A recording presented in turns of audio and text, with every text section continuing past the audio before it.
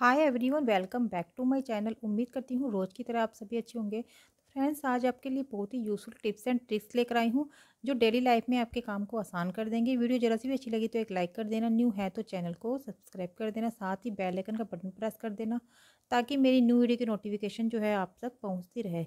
तो फ्रेंड, जो मेरा पहला जो है टिप इस तरह की कैंची को लेकर है। जब भी हम इस तरह कैंची का यूज़ करते हैं तो क्या होता है, धीरे धीरे जो कैंची की धार है कम हो जाती है। जैसे हम मार्केट जाते हैं कैंची की धार को तेज़ करवाने के लिए, तो फ्रेंड्स घर पर ही आप मार्केट के जाने की ज़रूरत नहीं है। घर पर ही आपको ले लेने हैं इस तरह से खाली दवाइयों के रैपर, और उससे कैंची की धार को आप तेज़ कर सकते हैं। तो इस तरह से जो खाली जो रैपर होते हैं उससे कैंची से इस तरह से कट करते रहें। जितने ज़्यादा रैपर होंगे तो कैंची की धार है उतनी ज़्यादा तेज़ हो जाएगी। तो इस तरह से आप जो खाली दवाइयों के रैपर होते हैं उसे बेकार समझकर फेंक देते हैं।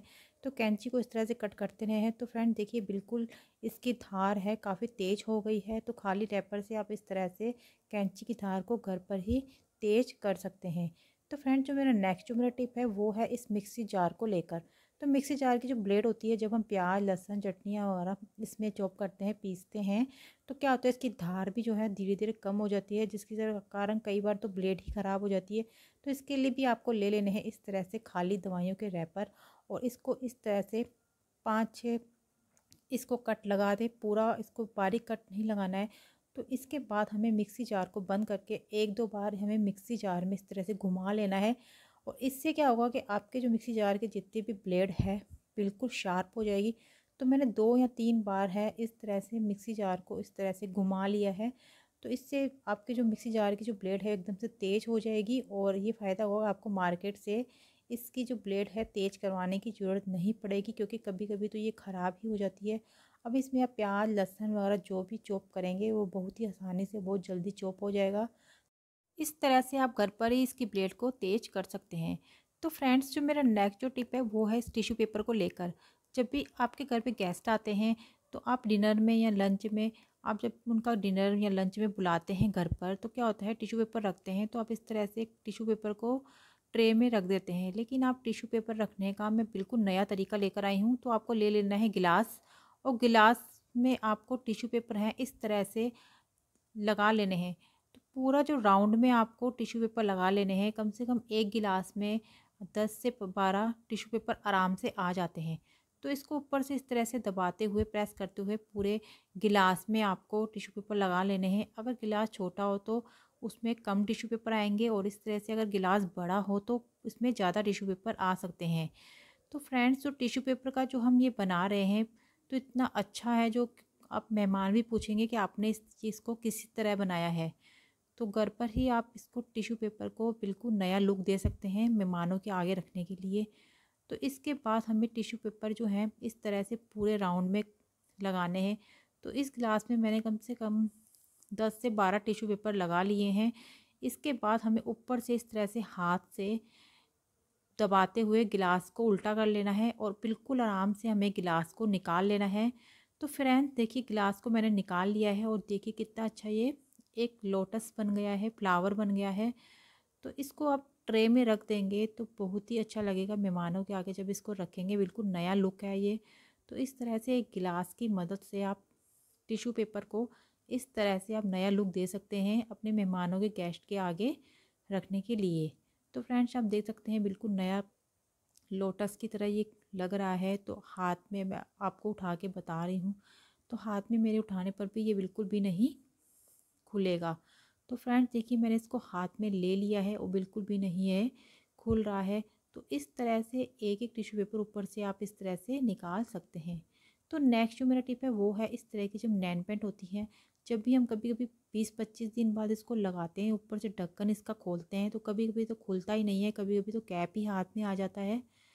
तो इसके लिए आपको क्या करना है, जब भी नैन पेंट का यूज़ कर लें आप, तो ऊपर से आप इसकी कैप के जो ढक्कन है इसके नीचे की साइड वैसलीन लगा लें। इससे ये फ़ायदा होगा कि जब भी हम नैन पेंट को ओपन करेंगे तो बहुत ही आराम से ये इसका ढक्कन खुल जाएगा।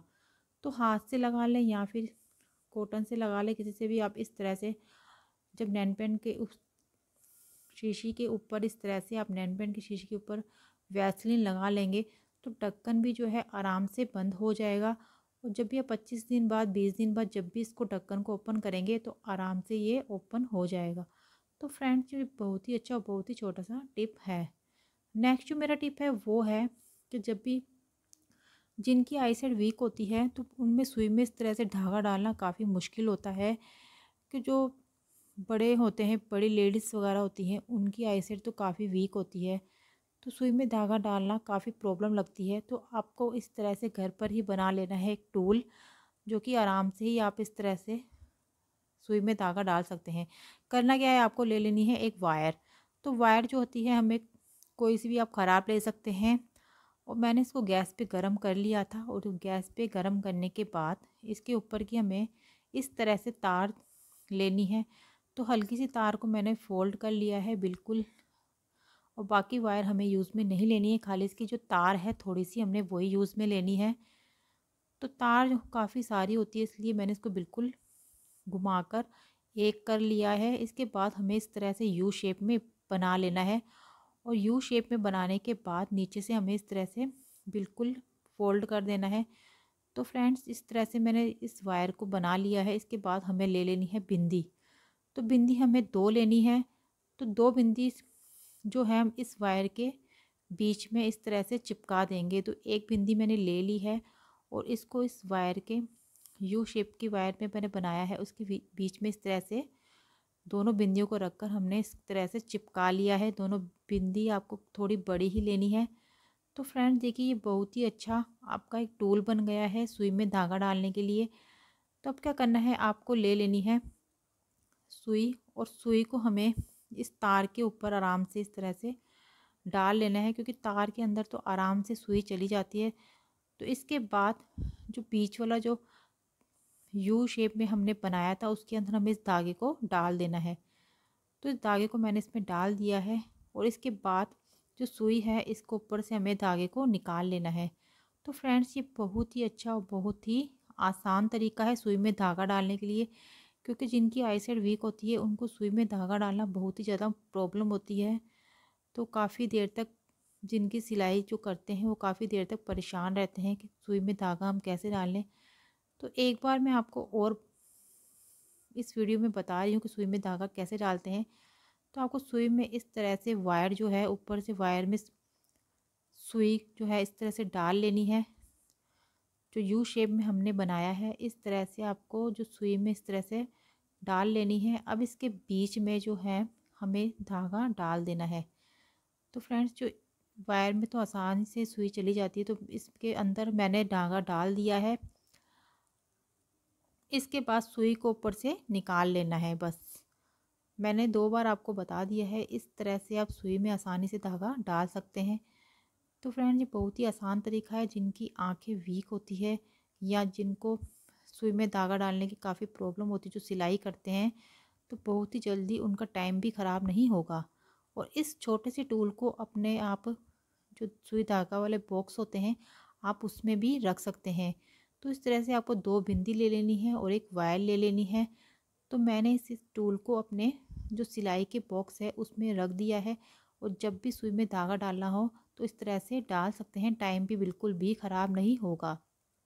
तो फ्रेंड्स ये थे मेरे कुछ ऐसे टिप्स जो आपको पसंद आए होंगे। सबसे ज़्यादा आपको मेरा कौन सा टिप पसंद आया, कौन सा टिप्स पहले पता था, मुझे कमेंट बॉक्स में ज़रूर बताना। मैं मिलती हूँ नेक्स्ट वीडियो में, तब तक के लिए bye and thanks for watching.